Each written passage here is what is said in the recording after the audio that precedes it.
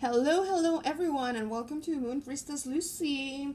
Some of you might notice that I changed my name. Yes. So I just wanted to be inclusive. And that's all I'm gonna say about it.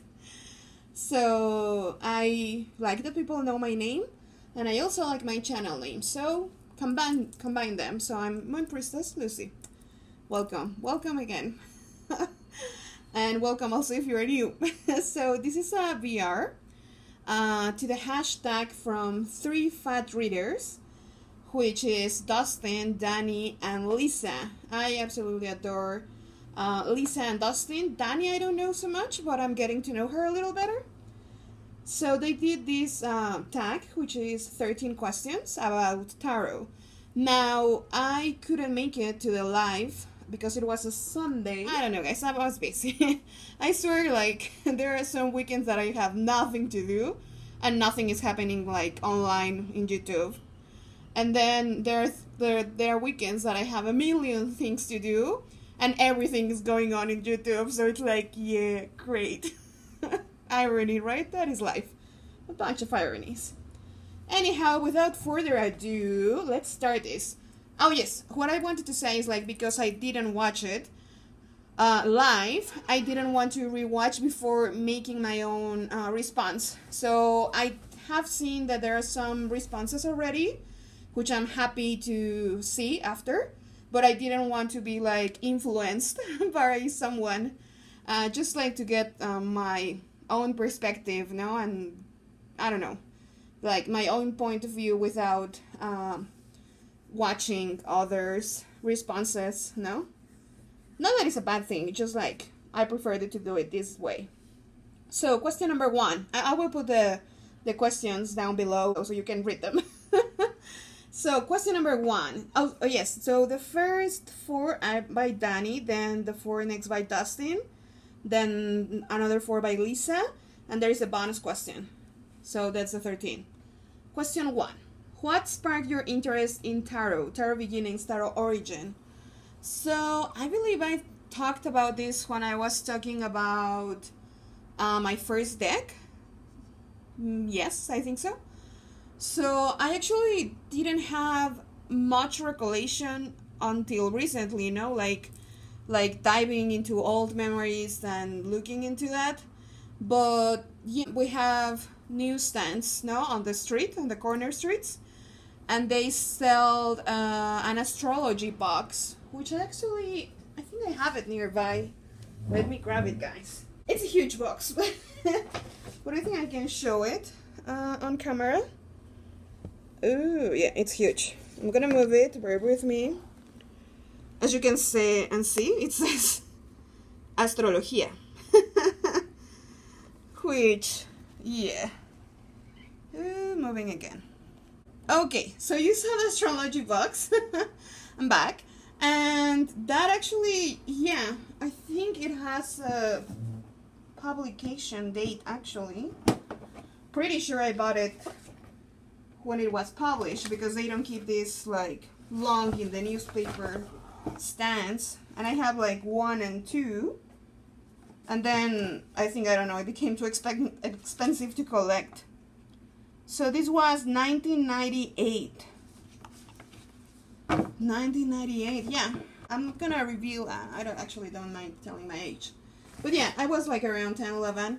So it was then when I started. So this astrology box, as you see, is a huge box, and astrology apparently was the main thing. But it actually, like, the first paper actually mentions, like, a lot of divination system, like runes, I Ching, Lenormand, tarot, of course. So other systems that I'm like, oh, now I'm learning all of those. That was a little funny, like, dude, this started back in 1998. And welcome to almost 21 years. 21 years, wow, that sounds like long. Well, so, like, hard proof, it's that. I also recall that I was in, like, junior high, or even primary school. Maybe primary school. Or, like, junior high, because I still talk, well, I used to talk to one of those friends, and I remember, like, I used to read for them, playing cards.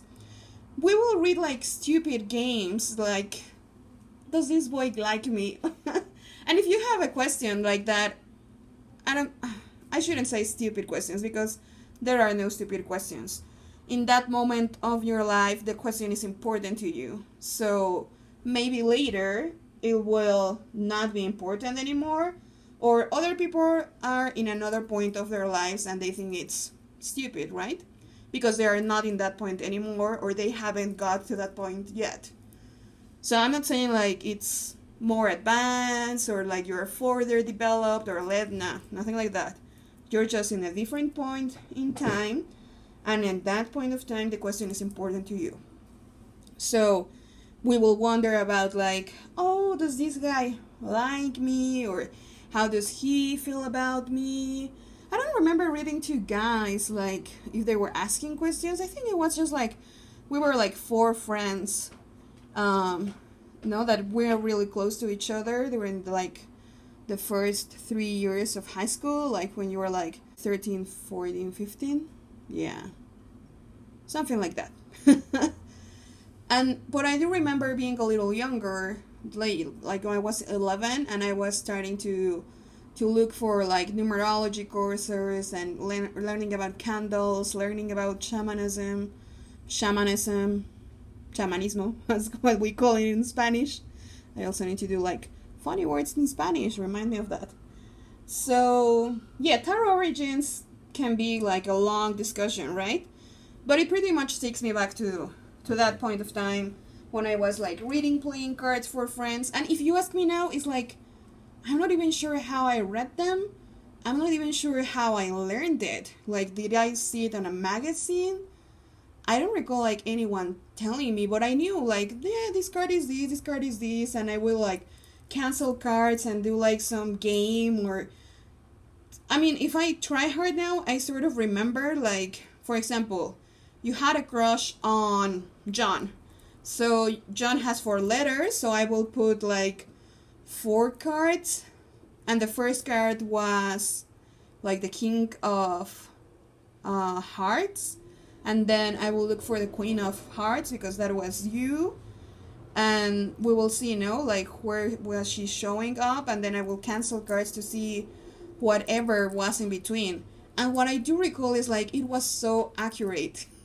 I think as long as you believe in something, it is gonna be so accurate. Anyhow, sorry for the ramble. You know me, I tend to ramble. I mean, this is a fun BR, right? So ramble away. Hope you like it. If you don't like it, you can stop watching. Like, right? No one is forcing you to watch. Second question. Do you only use tarot in your readings, or do add in other forms of divination? What are they? Well, as you can see, and I'm probably missing a couple other divination systems, but I have Loteria here, very Mexican, right? I have Lenormand, just the box. The deck is actually here. I have Oracle. I also have, so we have Tarot, we have Oracle, Lenormand, Loteria. I also have runes. I also have playing cards. I also do like charm casting. I also like learned like the journey tokens, which is, I guess, sort of a charm casting, you could call it, but like token casting. No, because they're like all of wood, and like charm casting is like all different pieces, and you can like throw in, I don't know, crystals and a bunch of stuff. And I also know how to read scrying. Very deep. Like, you also learn about the mirror, but for some reason, like, the mirror, I don't do it often. Like, mirror and like obsidian, no, those are like super like high level. Like, I really respect the energy, and I think you can get messy really fast if you are not well prepared. So I actually prefer like using water, because you will say, well, water is also really powerful, right? Like that mirror. But the mirror is sort of like, the thing about water, no? It's like when you are done with the reading, you can dispose the water, no? So you usually give it back to the earth, no? So you will put it like on a tree, on a plant, no? Something. So it somehow gets like purified, so the energy is not stuck in there. But when you're using a mirror, you will actually have to go through a cleansing process, no? Like washing the mirror with certain herbs, or smoking it, or I don't know, doing your own ritual to clean it. And but some of the energy will, like, that's part of the mirror, no? That's what makes mirrors so interesting. Like, they keep a memory. They keep it, so when you are, like, reading into a mirror, you have to be really, really careful, no? When you are reading into obsidian mirrors, you have to really, really be careful. Like, sometimes people want to play with it. There's, like, little kids now playing, like, the Ouija board and everything. You have certain innocence that protects you. You have, like what we call beginner's luck, like first time luck. But when you go past that, no, when you don't have that naiveness, when you are not innocent anymore, and you sort of know what you're playing, but you're not being respectful enough, then I think you get into trouble. So, long story short, don't mess with things you don't know how to handle properly. Or just do it like with a pure intention. And I'm saying that it has to be a good or a bad intention. I'm saying a pure one. Not that your intention is pure. We talk about this a lot, like in witchy things, no? Like the purity of the intention. If your intention is pure, it will come to happen. No, it's kind of like asking the right question. And the right, I mean, like, really know what you're asking. That's when you're doing readings, the question is the most important thing. Like, you need to focus on the question. No, like specific questions, specific answers. Dumb questions, dumb answers. It's like you get what you're giving. It's very simple. It's physics. It's Newton's third law. It's Wicca's law. It's all around the universe. What goes around comes around. But again, back to the point. Sorry, I like to ramble. This is the first time I'm reading these questions. I skimmed through them, but I didn't really read until now because I wanted to be spontaneous and honest with my answers. So yes, I do a lot of other forms of divination, which I tend to use more. I sometimes do it in a predictive way, but I try to do it more in a self-analysis way. Like when people say like, oh, what is gonna happen? I usually try to change it like, well, tell me what you want and we can change the question to how can I achieve this? Or more it's sort of in the advice, no? Sometimes I ask like general advice, to reflect on the situation more than trying to predict it. Which I think you can do it. Now, again, it depends on how you believe, what you believe. No, it's all about belief. Like, if you don't believe in it, then it probably won't work. Because you are not fully invested. You are not cooperating with the energy or the system or the juju, whatever you want to call it. Next question, sorry. Guys, I'm gonna do this faster, I promise. Third question, are you a psychic or a card reader? I'm not a psychic. I don't call myself a psychic. I don't consider myself a psychic. I'm a reader. I would say that I do like the term oracle. Yes, but I'm not gonna go there, sorry. So yes, I'm a reader. Fourth question. Do you use tarot for anything other than readings? Spells, altar cards, display as art, gifts? Yes, absolutely. No, as I was already saying, yeah, I love spells with tarot. Spells with tarot are like so awesome. I actually tend to use the Marcel deck, the major arcana for spells. I actually took a course on spells with tarot, and they are like super amazing, super powerful. If you believe in spells and like spells, let me know. I think I can share some of them. Not all of them, of course, but I'm happy to share some of them and some of my own twists because they are like, I don't know, mind-blowing. Yeah. Like, I've done spells for a couple friends and they are like, wow, that really worked, and it makes you happy, to know when spell works. But again, you have to follow like the 4 arts of the... Well, there are like 4 arts to a witch or to a wizard. So one of them is silence. So it's very important not to be braggy or to not to be like constantly talking about it when you're doing the spell, because that takes away energy from it. So you can be braggy afterwards. You can say like, yeah, my spell worked. Yeah, ooh, rocking. But not while you're waiting for the spell to actually work. Sometimes even your best friend, like, we are humans and we are flawed. And even if it's my best friend, and he or she tells me, I'm so excited, like, I'm gonna win this, I don't know, trip to the most amazing city on the world. And then I get a little jealous. No, it's my best friend. Of course I want him or her to win and go and have the time of their life. But, like, deep inside me, something got a little jealous.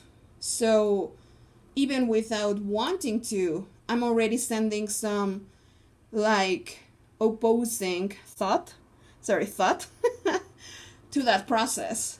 Like, I'm already polluting the spell. I'm already contaminating the energy that is trying to realize that dream, to realize that intention.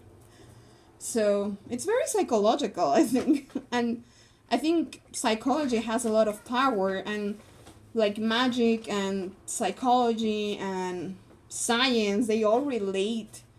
I don't know if we're actually talking about the same thing with different words, but it's like all in one and all different, paradoxes and irony. Anyhow, moving on, because I don't want to keep this long. I'm targeting 30 minutes, so we're gonna make it happen. This is the first one by Dustin. Have you ever taken a break from tarot? If yes, why?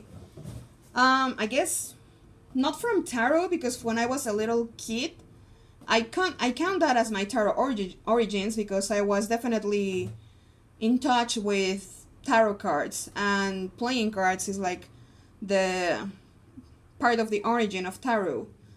But from when I have started doing tarot, like formally, which is not so long ago, maybe 4 or 5 years ago, I don't do it every day, but I don't think I've come to a place like, oh no, I need to stop, like, take a break from tarot, because I don't know, sometimes things happen in your life, like, and even the cards, like, I've come with friends that are like, yeah, I'm not reading, I cannot read anymore, like, for a while, I'm taking a break, and that's perfectly understandable. Like, breaks are allowed, breaks are needed, breaks are fine.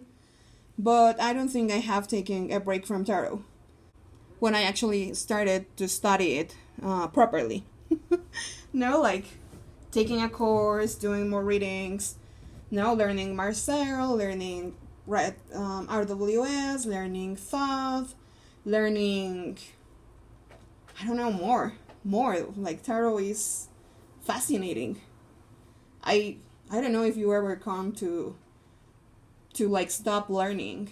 I guess at some point you learned everything you need from tarot, but I don't know if you stop learning at some point. I don't think so. I hope not, because I really love to learn. If not tarot, then something new, because learning is so much fun. For me it is. I sound like a nerd, and I am. So yeah, I love learning. So no breaks, not so far. Next question. If you could live in any tarot card from the RWS, Rider-Waite-Smith, which would it be? I think I've answered this before, like when they were like asking like if you could live in a tarot world, which one would it be? And the first thing that pops in my head, and it keeps popping into my head, and I don't have it nearby, sorry, but it's a Shadowscapes. The Shadowscapes, and I guess in a tarot card from the Shadowscapes, I have to be honest, yeah, the first one that popped to my mind was the Lovers. What can I say? I love love. Yeah. I'm like blushing a little. I'm so glad I'm not on camera, because you will see me blushing. But yeah, I would like to live in the Lovers, the card from the Shadowscapes. I believe like Stephanie Pulun, I believe. I'm sorry, I'm mispronouncing her name. But the creator now of the Shadowscapes, I mean, her artwork is breathtaking to me. I absolutely love it. And I would love to live in that world. And in particular for a card, the Lover's card. Next question. Do you use tarot in a predictive way? Do you predict the future? How can I make this short? So, I have a convoluted sense of the future. If you've seen Arrival, you can see that there's a proposal that time is not linear. I don't believe like time is linear. Therefore, it's very complicated to explain, I think, and very simple. So because I don't feel time is linear, I sort of believe in like you already have your hands on the future, so to speak.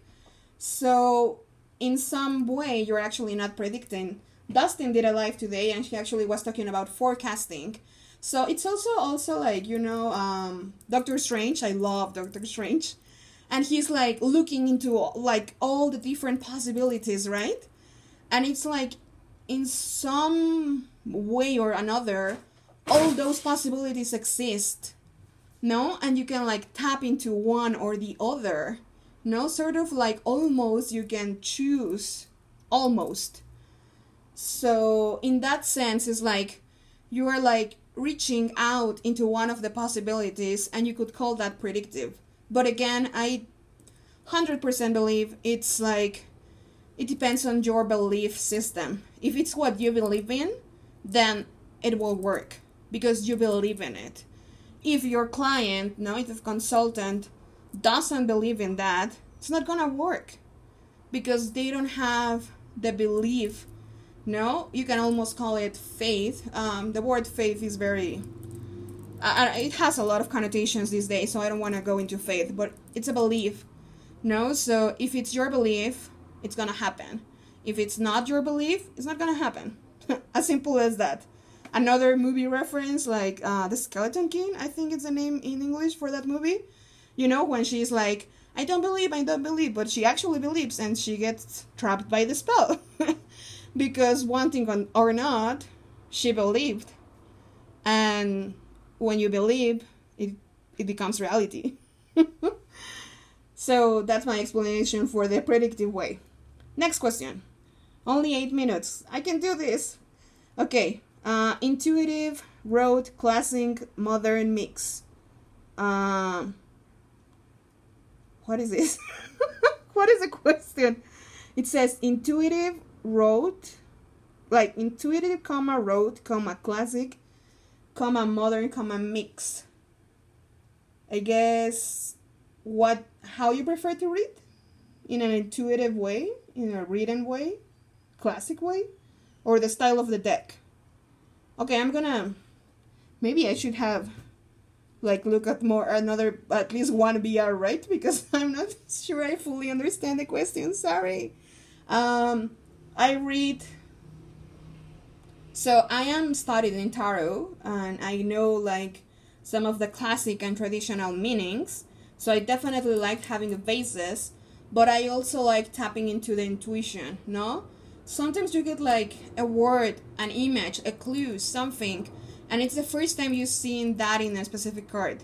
So I was reading like my classic Rider-Waite-Smith for a friend, and the four of Swords came up, and for the first time I saw the little betrayal in a completely different way. So I'm like, I know what this card means, I know like the usual meaning, but for some reason, for that question in that moment for that friend, it meant something specific that connected with my intuition, and I went with it. So I think it's like a combination. I also like classic style. I guess you could say pagan other worlds here is like a classic style. I have here like an indie deck manuscript of initiations, but I also have the Illuminated Earth Oracle, which is totally like a modern style, right? 8 coins to tarot. That's like modern style. What I will call modern style. So I'm definitely eclectic, I'm definitely a mix, I'm definitely all over the place, as you can see. Moving on. The first question by Lisa. What are your most consistent tarot habits? When I go to the office, and I usually don't go, well, these days I haven't gone a lot. I've been doing a lot of home office. I had some medical issues, which I won't go into, but when I go into the office, I always pull a card from the lovely Art and Tarot. Yeah, Art in Life Tarot. I love that deck. So that's my one most consistent tarot habit, pulling a card for daily advice. Another tarot habit, I usually like to bond with my decks in different ways. Sometimes I will do like a little ritual process, especially for the first decks or decks that I really love. I usually like to carry one tarot or one divination system with me, at least. When I'm like in real problems, I for sure like pull a tarot card, pull a tarot spread. Definitely. And also, I guess my tarot habits is posting videos about something related to tarot into the tarot sphere. That's also another tarot habit. Yay! Okay, I'm running out of time. Next question. Do you see tarot as a magical tool, a spiritual tool, a psychological self-help tool, something else, all of the above? Awesome. I think I already answered this. Definitely magic, because I believe in magic, even if here it's spelled with a CK or not. Magic is making something happen. So I think magic is all around us. Definitely tarot, magical tool. Also spiritual for me, because it goes into my spiritual practice. Psychological, as I mentioned, I think it connects a lot with the psyche, with like the, what we call the, sometimes I forget the words in English, you know, like the collective unconscious. There we go. Collective unconscious. Self-help, as I said, no, when I'm in trouble, I go to tarot and like, tarot, please help me figure out the answer, right? Yes, definitely all of the above. And yes, much more. Tarot is a tool to help us. It's also, some decks are like definitely a work of art. So I like the versatility that it has to offer. Like you have 78 cards, sometimes more, no? Oracle, maybe less than 78, but it's fascinating for sure. Like all the possibilities, all the diversity that it can bring. Next question. Do you collect tarot decks? Why or why not? Collect is quote unquote, or single quotes. I think to some extent I collect. I try to keep my collection, quote unquote, it's not a huge collection. I know people that have thousands and thousands of decks. I admire them to some extent, like, wow, that's impressive, right?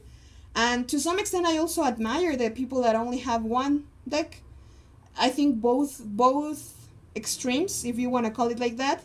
No, like if we're in the scale of having 0 tarot decks to having all, and I don't know how many there are, like, it's countable, it's not infinite. Infinite is something else. I'm not gonna ramble into that because I'm running out of time. But infinite is something very, very different. So it's not infinite, it's a countable number because all the tarot decks exist, and I guess it's possible someone has all of the tarot decks that have existed. Just, maybe one copy of each, or blah, blah, blah, whatever, no? Not repeating editions, however you want to call it. And I believe both aspects of the scale are admirable. If you only have one, or if you have all of them, or thousands, or hundreds, what works for you, it's amazing. So far, I really enjoy like the excitement of getting a new tarot deck, of learning the artist's perspective, of reading what they wrote on certain cards. No, it's like diving into their point of view, and I find that really fascinating. So I'm very like, oh, I like that tarot deck, and I get it if I can, because I also have money limitation, right? Which some tarot decks can get really expensive for me. So yeah, with certain restrictions there, I like to get them. Sometimes it's like I don't like the deck, but I'm fascinated by what the creator is doing about it. So it's like, well, it's not the artwork, but I really want to learn the perspective from that creator.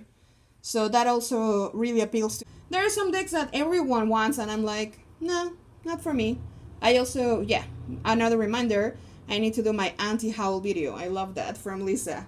Watch it. And do more anti-howls, please. We also need them. Again, no, it's lovely to see, like, wow, you got so many decks, but it's also lovely to see, wow, you actually didn't get those decks because you didn't like some of it. I always like, I guess we can say the balance, no? Like, going to one point to the other, no? From a scale. No, it's like a movement. You balance it out. We'll talk about balance as well in another video. Next question. We're almost done. Do you have an aesthetic when it comes to the types of decks you enjoy? If so, what is it? Oh, I guess I already covered that. No, like, yes, I definitely have an aesthetic. I'm gonna say beautiful. What I consider beautiful. But beautiful is very subjective, right? So, for sure, I don't think I have an ugly deck. Or maybe I do? No, I mean, even Supra, even Supra, I don't like it, like the style, but I think it's beautiful as well. Calling one deck ugly, I think it's very touchy, so I won't call any deck ugly, but I will say, like, yes, in my own style, and you can see here, no, I did a little selection for the Illuminated Earth, 8 coins, Manuscript of Initiations, Pagan Otherworlds, Story in Color, Lenormand. Wow, I love that deck. That Lenormand deck. Loteria. I have the Mary Elder. I also love it. And I guess for the aesthetic, it's very eclectic, no? As I said in the other question. It can be classic, it can be modern. Sometimes it's easier to say what you don't like. I definitely don't like decks that anthropomorphic. So anthropomorphize. There we go. Anthropomorphize animals. Well, it's like the anthropomorphic definition. So for example, like cats in real people clothes, or other animals, no, doing like human, very, very human actions. I'm not a fan of. I also don't like, I think it's called Uncanny Valley. There we go. The Uncanny Valley. So in aesthetics, the Uncanny Valley is the hypothesized relationship between the degree of an object's resemblance to a human being and the emotional. There we go. I also don't like that. When like something looks like too human, like a super authentic painting or a picture of a human, or like if it's like actually a picture of a human, I actually don't like it in a deck. Not so drawn to those either. And I also tend to don't like super modern decks. Like, no. Yes, last question. Do you personify your deck? Yes. Well, personify, I guess, like, it's like make it your own. I definitely like making it my own. I have to confess again, I'm still a deck modifier virgin. I haven't etched or trimmed any deck myself. I do have a lovely gift, like the 8 coins. Thank you again to the person that gifted me. Mwah, I love you.